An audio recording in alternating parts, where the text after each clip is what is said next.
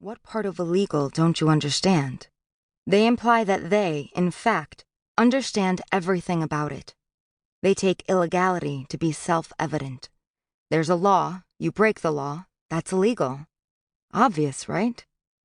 Actually, illegality is a lot more complicated than that. Laws are made and enforced by humans, in historical contexts, and for reasons. They change over time, and they are often created and modified to serve the interests of some groups, generally the powerful and privileged, over others. Most of the citizens who brag that their ancestors came here the right way are making assumptions based on ignorance.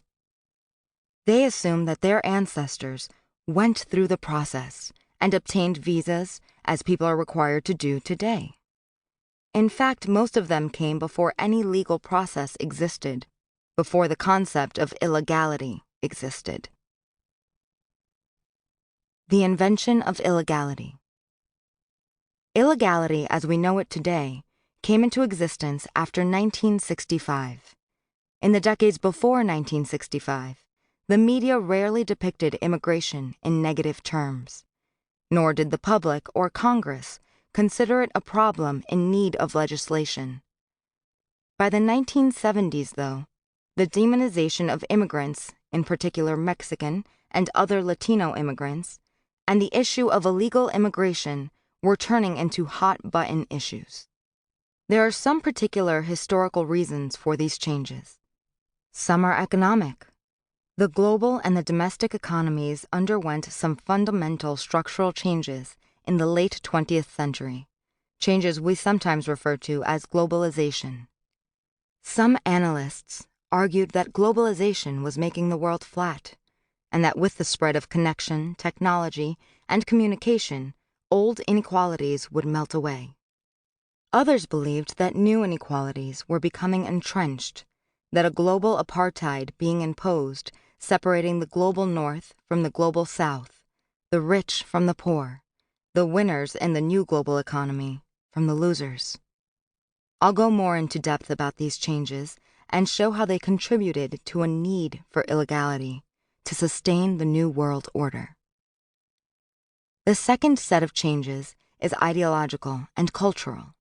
Like the big economic shifts, ideological and cultural changes are a process. They can't necessarily be pinpointed to a particular date or year. I use 1965 as a convenience because that's when some major changes were enacted in U.S. immigration law that contributed to creating illegality. But those changes responded to and contributed to the more long-term economic and ideological shifts that were occurring. In the cultural realm, overt racism was going out of fashion.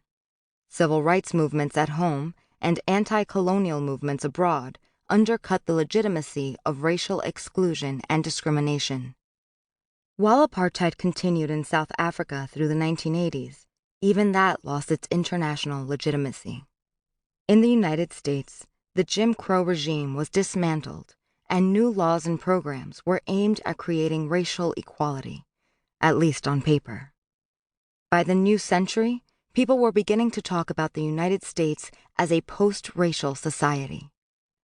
At the same time, though, new laws hardened immigration regimes and discrimination against immigrants in the United States and elsewhere.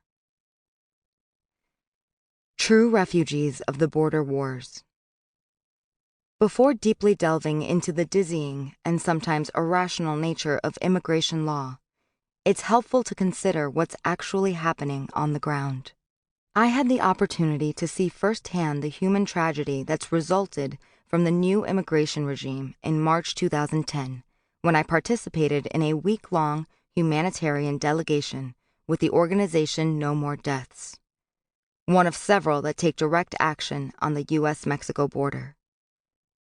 Volunteers from these organizations attempt to provide humanitarian aid to migrants by leaving water at stations along migrant trails and offering basic first aid at camps in the desert, among other things. My group, though, was taking testimonies on the Mexican side of the border from migrants who had been caught and deported.